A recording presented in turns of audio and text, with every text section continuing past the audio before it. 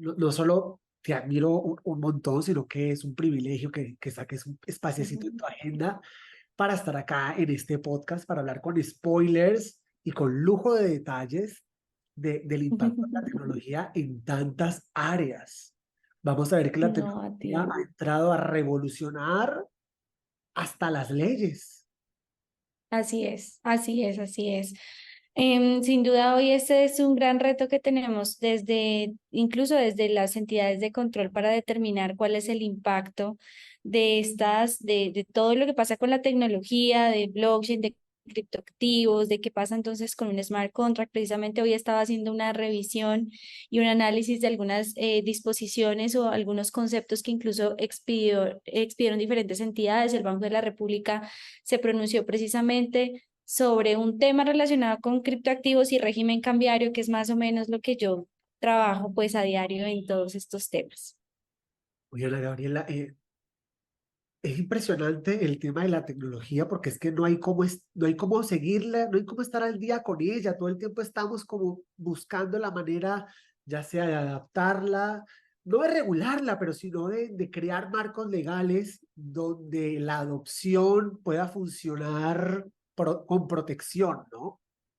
Pero si algo a mí me Así ha llamado la es. atención de todo el tema de la Web3 y blockchain, es que esto comenzó como una historia en la que los enemigos eran los bancos. El banco era el malo porque era el que controlaba, era el tercero, el que decía, fulanito tiene, no tiene, toma.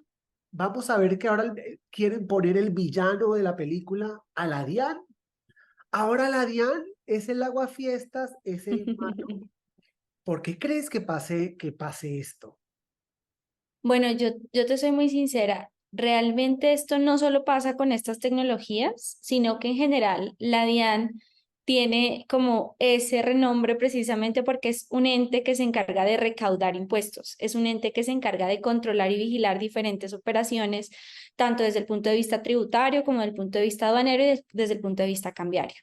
Sin duda, entonces, la administración tiene un gran reto para lograr controlar estas operaciones que ya hacen parte del día a día de las transacciones. Pensemos un poco, y si tú lo analizas desde el punto de vista desde los mecanismos de pago, pues si hacemos un análisis de esta incidencia, vemos que desde el efectivo, posteriormente los pagos con tarjeta crédito, con tarjeta débito, los pagos a través de pasarelas de pago, los pagos relacionados precisamente con todo lo que tiene que ver con hoy criptoactivos, pues necesariamente trae una connotación. Es que si tú tienes un ingreso, pues ese ingreso te va a generar una ganancia y esa ganancia va a ser susceptible de pagar impuestos. Entonces, así como pasa con otros mecanismos de pago y con otros mecanismos para obtener ingresos, pues lo mismo va a pasar con esta tecnología porque hacemos un llamado que no es simplemente recaudar por llenar en una bolsa y tener esos recursos, sino que en realidad está pensado en poder cumplir las finalidades y los objetivos institucionales de un Estado social de derecho. ¿Esto qué quiere decir? Que todos si tenemos un ingreso debemos aportar para cumplir los objetivos, no solo individuales, sino los objetivos de los colombianos en general, y esto requiere el pago o la tributación de estos ingresos y de estas ganancias que se generan en estas operaciones. Es básicamente lo que nos dice la Constitución Política y nos dice que todos estamos llamados a aportar para cumplir esos objetivos nacionales, para cumplir con para proteger y de alguna manera garantizar los bienes jurídicos tutelados que están a favor de todos los ciudadanos. Entonces, todos aportamos con miras a un mismo fin. Claro, esto tiene diferentes críticas y dice, bueno, es que yo no veo lo que tributo y no puedo ver entonces el pago que estoy generando, no lo puedo ver en mi día a día, pero sin duda no sería sostenible una economía sin el pago y el recaudo de los tributos aduaneros. Entonces, claramente tenemos responsabilidades, es decir, como ciudadanos tenemos responsabilidades que debemos asumir en un Estado social de derecho, como te mencionaba, pero esas responsabilidades garantizan una estabilidad económica. Entonces, en realidad no lo podemos ver como el monstruo, como el que nos está persiguiendo, nos está acosando, sino como esa entidad que de alguna manera busca ejercer vigilancia y control sobre estos ingresos en pro de los objetivos que tenemos como ciudadanos como colombianos.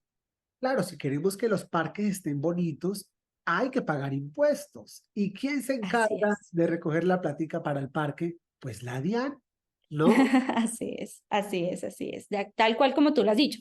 En las vías que transitamos, claro, ustedes dirán, ay, no, pero Bogotá está lleno de huecos. Claro, pero si ustedes piensan también en las nuevas construcciones, en las nuevas obras, en las vías o en las carreteras que conectan diferentes ciudades, en los aeropuertos que tenemos, si pensamos en el aeropuerto de Bogotá, es un referente a nivel de Latinoamérica y el mundo, pues todo esto se genera y se logra a partir de los impuestos. De lo contrario, cada uno podría asumir sus gastos y decir, yo tengo un ingreso y asumo simplemente mis gastos. Claro, tú asumes tus gastos básicos, pero eso no garantiza que tú tengas una calidad de vida o que tú también aportes a las necesidades de otros ciudadanos, porque finalmente los impuestos también buscan de alguna manera generar un equilibrio en las sociedades. Entonces, claramente esto que tú aportas de alguna manera beneficia a las personas que tal vez no tienen la posibilidad de ni siquiera aportar, ni siquiera son obligados a tributar porque no tienen esos ingresos. Entonces, en realidad lo vemos como un bien,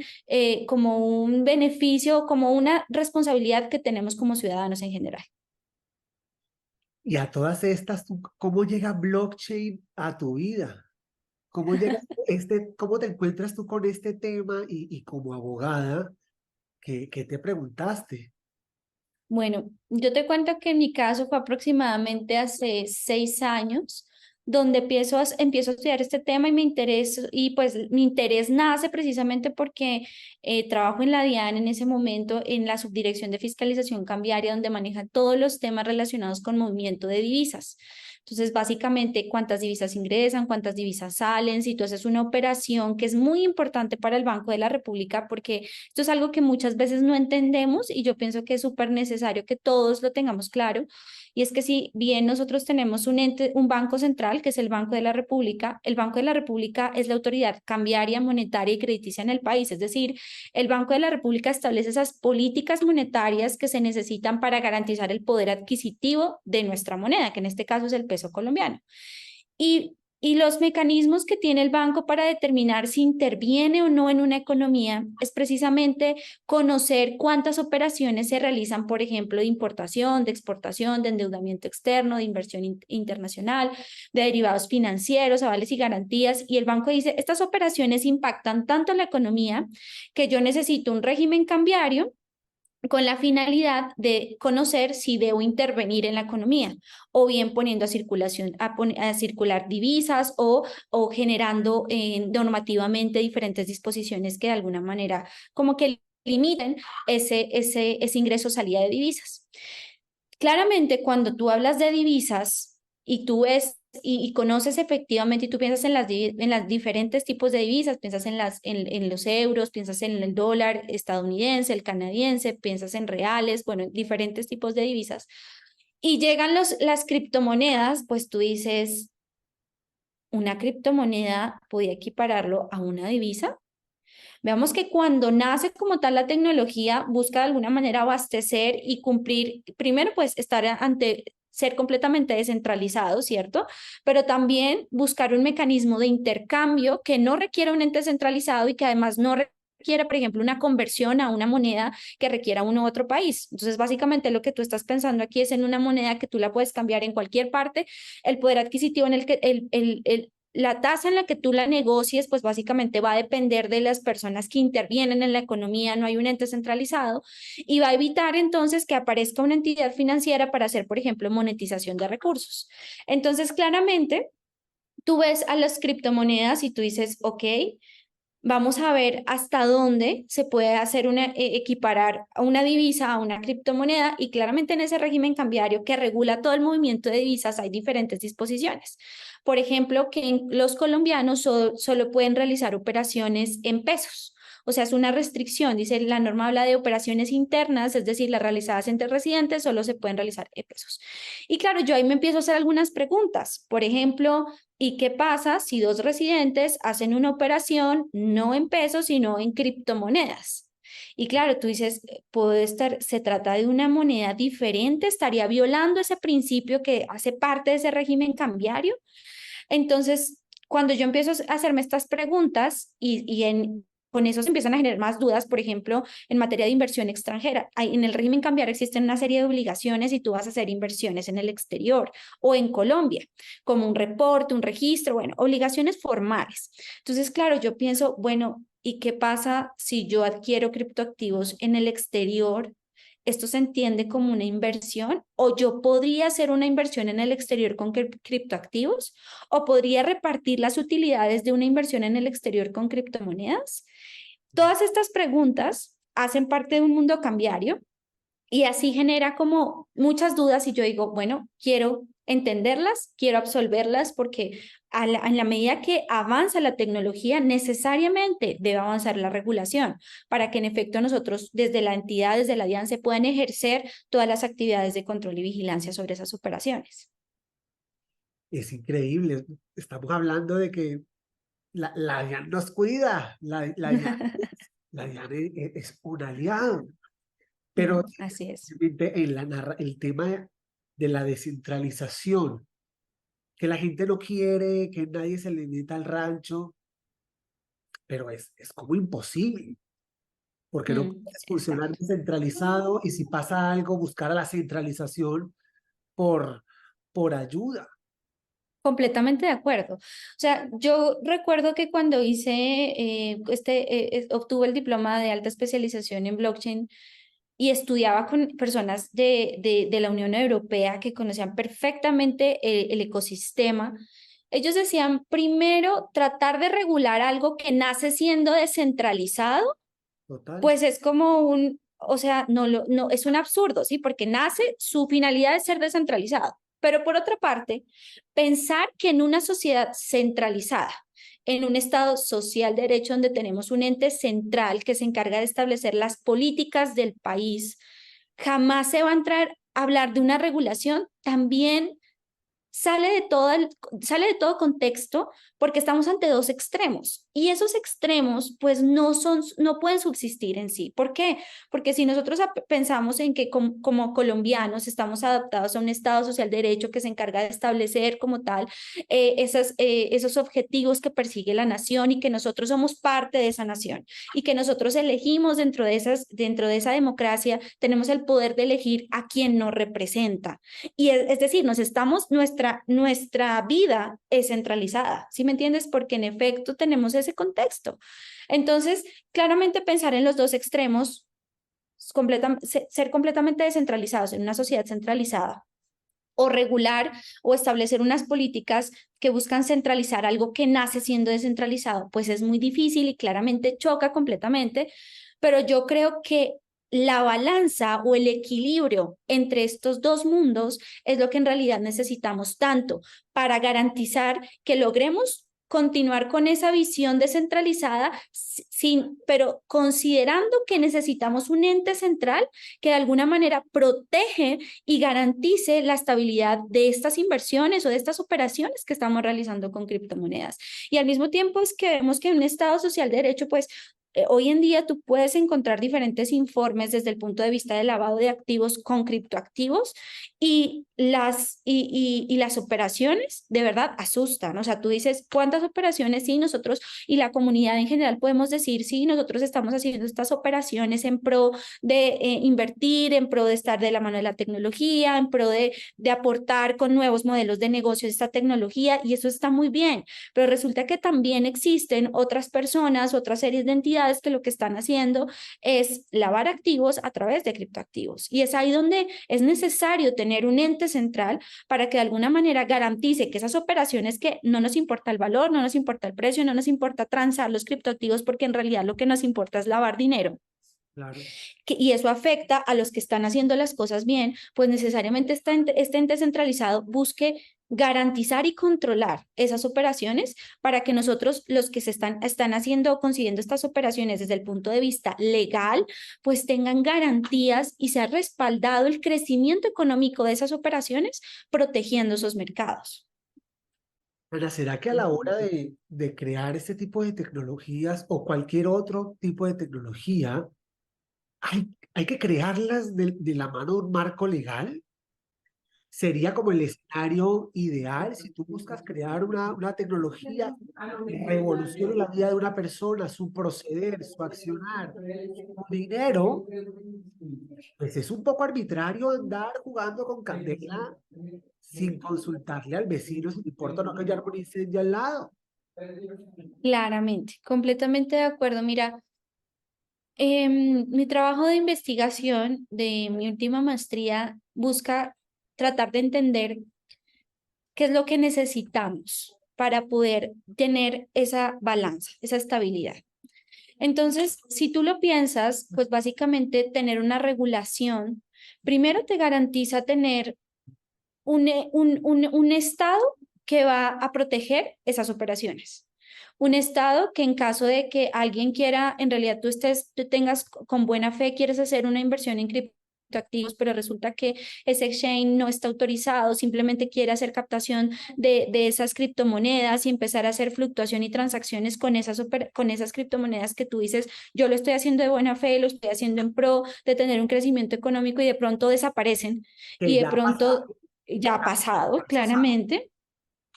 Y tú a quién le puedes reclamar? Primero, no le puedes reclamar a nadie, tampoco puedes exigir que sea un exchange confiable, que esté respaldado por el Estado, que sea controlado y vigilado, que te brinde seguridad en tu operación. Y eso es lo que ha tratado las diferentes intentos de regulación que tenemos, que si bien esos proyectos de ley no han logrado salir avante, vemos que sus intenciones son buenas, porque sus intenciones de alguna manera es regular a quienes intervienen en las operaciones, controlar las operaciones. Digamos que yo creo que el temor de las personas que realizan operaciones en criptoactivos y que estén de alguna forma tengan que crear registros para esas operaciones, su temor es, ay no, pero es que me van a hacer pagar impuestos.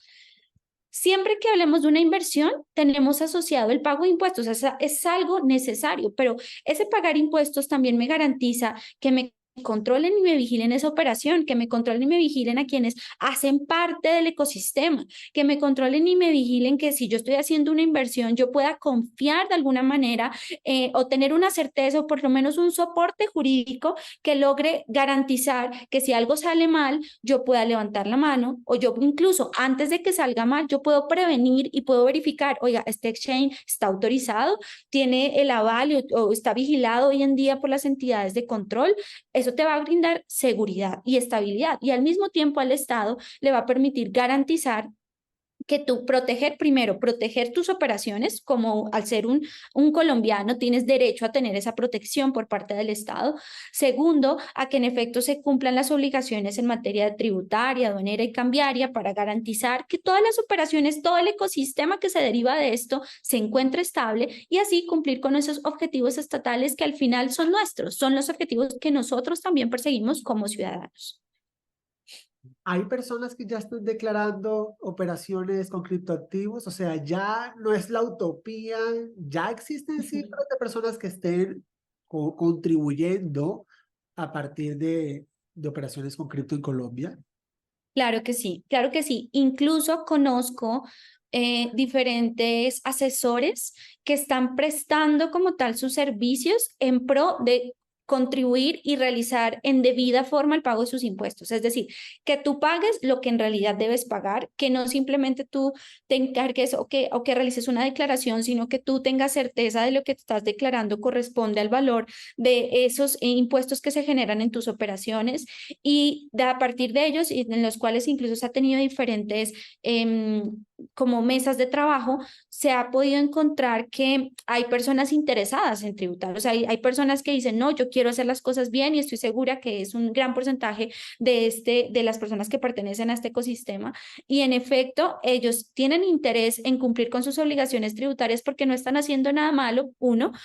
Segundo, porque saben que es mejor contribuir a este pago de impuestos. ¿Con qué finalidad? Evitar sanciones, evitar investigaciones que pueden acarrear incluso sanciones mucho más altas que el pago de pago de tributos que se generan con esas operaciones. Entonces, claramente hay diferentes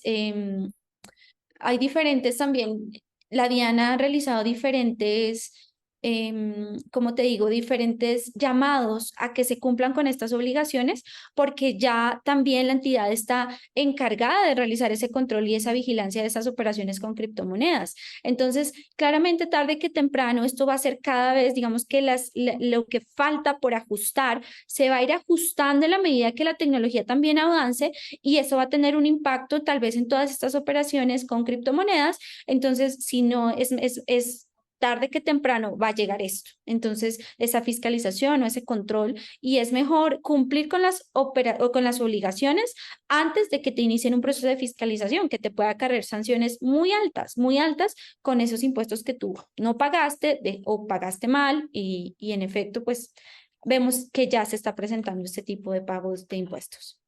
Tuve la oportunidad de conversar así como contigo con Michelle Argüelles, que Mm, estuvo en un panel junto a ti, en sí. la que recalcaba que al final del día vivimos en un mundo centralizado. Esa plata que no declaras, eso que haces que no declaras, eventualmente lo vas a terminar usando, moviendo y es mejor, es mejor estar al día. A mí me llama mucho la atención. Hoy estamos hablando de criptoactivos, de criptomonedas y muy seguramente esto va a evolucionar en tantas cosas más que el Estado hará lo posible por ir al día. Pero desde la DIAN existe un departamento que esté analizando tendencias como para ir planteando posibles escenarios de cómo cuidar al contribuyente y sus inversiones, porque si hoy estamos hablando de la fiscalización de un criptoactivo, quién sabe estas tecnologías a qué escenarios van a colocar. Hay un escenario de innovación, un departamento de innovación en la DIAN que esté pendiente. ¿Para dónde vamos con tanta vaina? Bueno, de pronto, pues teniendo en cuenta que esta sesión que estamos llevando aquí es como Ana Gabriela, no funcionaria, sino Ana Gabriela desde el punto de vista completamente personal y tal vez Ah, académico, porque pues me he dedicado a esto también desde un punto de vista académico. Lo que yo puedo decirte es que la DIAN tiene un gran reto y es ajustarse a estas nuevas tecnologías. Ana, Y esto tiene, todos sí, estamos en esta todos, de situación. acuerdo, A uno le pero toca imagínate. meterse a Wikipedia a ver qué está pasando. De acuerdo.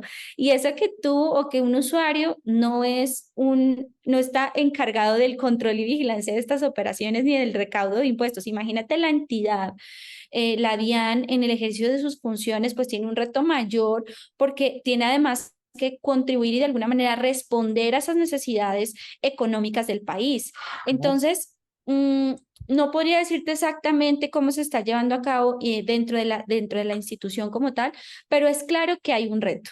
Hay un reto que la entidad está dispuesto a asumir para cumplir con esas finalidades y cumplir en el marco de sus funciones, pues con todas las operaciones que se generen y también estar de la mano con la tecnología. O sea, eso es un reto eminente. Incluso aprovecho aquí en uno de los acápites de la tesis que es precisamente la fiscalización y el reto que tiene la DIAN frente a la fiscalización de los criptoactivos y está pensado precisamente como funcionarios, los funcionarios cómo deben prepararse y qué deben tener supremamente claro en las operaciones con criptoactivos para poder iniciar de manera eficiente estos procesos de fiscalización. Y no solo los funcionarios, sino también la entidad como entidad de control y vigilancia, pues debe estar preparada para asumir esos nuevos retos y también contar con fuentes externas para cumplir como tal esos objetivos. ¿Es el colombiano una persona juiciosa desde tu punto de vista? Porque a mí me da la impresión que las personas que conocemos el funcionamiento, para qué sirve, la DIAN somos muy pocos sabemos de hacer una declaración de renta. Quizás es por eso que a veces esta premisa de la descentralización gana tantos fans, Mm. porque no conocen un poco cómo funciona un país.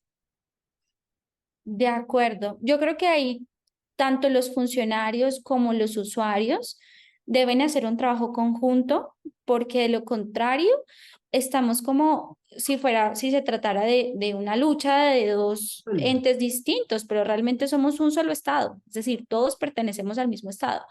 Claramente nuestras posiciones son diferentes. Si tú eres un usuario, si tú eres parte de la entidad o parte del gobierno, pues necesariamente no son bandos diferentes, sino que todos permanecen dentro de un mismo estado y deben trabajar conjuntamente. Claramente en la entidad, y es algo que ustedes lo pueden ver públicamente, ustedes pueden encontrar que el director de la entidad está realizando diferentes anuncios de esos nuevos llegados, de nuevos funcionarios que van a llegar a ser parte de la entidad. Y yo creo que precisamente está pensado en cubrir todos esos retos y en de alguna manera también brindar espacios de acercamiento para que haya un trabajo conjunto entre los usuarios y entre las entidades a fin de lograr como los objetivos comunes y no simplemente individuales de las dos partes. Ana, como abogada, ¿cómo ha impactado en sí los avances de la tecnología, tu oficio, tu carrera o la carrera de los abogados? ¿Está digitalizándose la cosa? Primero, hay muchos comentarios que te dicen, bueno, tú eres abogado primero para no ver números o eres abogado para no, para simplemente, la lectura va a ser como tu principal característica, pero claramente yo creo que no es posible llevar una profesión como la nuestra sin tener claro primero la incidencia económica de las operaciones y a su turno la incidencia de la tecnología en el mundo. O sea, yo creo que van de la mano, porque de lo contrario tú puedes quedarte siendo simplemente un abogado que busca las normas y si no hay norma, pues no existe. Y eso realmente es muy básico, porque yo creo que nuestra profesión sí está pensada para contribuir a partir de una regulación que busque crear valor a las cosas y que busque garantizar como tal los objetivos de cada una de las disposiciones normativas, que no sea simplemente el que todos actuamos sin saber cómo actuamos, sino que exista una regulación, existan unas disposiciones normativas que soporten las operaciones. Entonces, para mí ha impactado grandemente además porque al ser un tema novedoso, pues tú tienes dos opciones. Simplemente es algo nuevo, mejor no salgo de mi zona de confort, no quiero saber qué pasa con eso nuevo que está pasando, o en realidad tú dices, es una oportunidad para crecer, es una oportunidad para fortalecer tu conocimiento, es una oportunidad para fortalecer espacios de acercamiento con los usuarios, espacios de acercamiento con la ciudadanía, para que no simplemente te quedes en tener una norma y aplicarla, sino que también puedas dedicarte a construirla a partir del conocimiento y las necesidades de los demás. Sin duda, esta tecnología nos ha llevado a todos y es también una invitación a que en efecto, si nosotros no le tengamos miedo a esto, claramente hay cosas que no todos, hay algo muy cierto y es que no porque seas abogado, no porque seas ingeniero, no porque seas especialista en blockchain, tienes que saber todas las respuestas. Eso es mentira. Todos necesitamos conocer a diferentes personas o tener acceso a diferente información para poder soportar y crecer tu conocimiento. Pero mientras te des la oportunidad de iniciar a construir ese conocimiento, a trabajar en ese conocimiento, a escribir, a investigar, a analizar o a ser parte incluso de esta tecnología, tú vas a poder entender cuál es la incidencia en tu carrera y no solo desde el punto de vista de ser abogado, sino de cualquier carrera. Solo depende de la intencionalidad que tienes en adquirir estos conocimientos. Oye, Ana, estamos hablando de la era de los metaversos, criptoactivos, Tinder, hay pizzas que se entregan en drones. Estamos viviendo, eh, esto se asemeja a tu idea de futuro cuando eras chiquita, cuando tú pensabas en un futuro, te imaginabas que íbamos a estar en este sancocho de tecnología y cosas políticamente correctas, incorrectas. Pues la verdad, yo me imaginaba tal vez cosas que ya han pasado, o sea, que ya son parte de nuestra realidad, que tú dices, por ejemplo, si piensas algo tan sencillo como la tarjeta de crédito, tú ya lo veías pequeñita como la tarjeta de crédito, como qué puedes hacer con una tarjeta de crédito, que simplemente sea un cartón, por así decirlo, y que tenga y mueva recursos. Entonces, claramente para mí esto ya era parte de ese futuro que yo veía. Y claro, los criptoactivos para mí incluso puedo decir que superan lo que para mí era el futuro. Entonces, esto me llama mucho más la atención porque tú dices, sí, ahora con la tarjeta de crédito tú dices, no, simplemente la acercas y haces tu transacción, no tienes que pasar una banda magnética, no tienes que hacer absolutamente nada, simplemente es esto. Entonces, yo creo que sin duda esto supera mis expectativas de mi infancia, pero creo que las expectativas que hoy en día tengo hacia futuro se basan en esta tecnología. O sea, yo creo que el futuro sí es este, porque así como pasó con el papel moneda, así como pasó con las tarjetas de crédito, así como pasó con los pagos electrónicos a través de pasarelas de pago, y que al principio la desconfianza era como el elemento más importante, que todos, nadie quería hacerlo, esa operación con este tipo de operaciones porque nos íbamos o al trueque o a lo más real o lo más tangible. Claramente hoy vemos cómo eso ha pasado a un segundo plano y en efecto el blockchain puede generar ese nuevo impacto en nuestras operaciones. Ana, ¿cuál es tu palabra favorita? Mi palabra favorita, ay no, no sé, es muy difícil. Mi palabra favorita. ¿Qué pregunta? Oye, nunca la había pensado, pero espérate, a ver. Pienso en mi palabra favorita.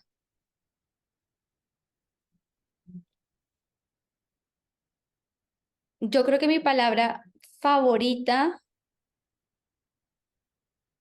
es precisamente, solo es una palabra, ¿cierto? Mi palabra favorita está muy difícil, pero déjame pensar. Voy a pensar solo en el ámbito académico y profesional. Eh, Mi palabra favorita es la interoperabilidad. ¿Y cuál sería la palabra que tú más dices al día? La palabra que yo más digo al día, regular. Y si nos vamos al ámbito académico, ¿cuál es la pregunta que más te hacen? La pregunta que más me hacen en el ámbito académico,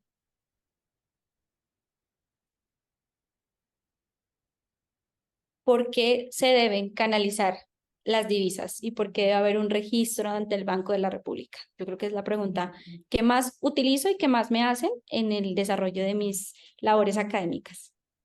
Pues Ana, muchísimas gracias por esta charla, por esta, mucha conocer Colombia y el universo desde tu punto de vista.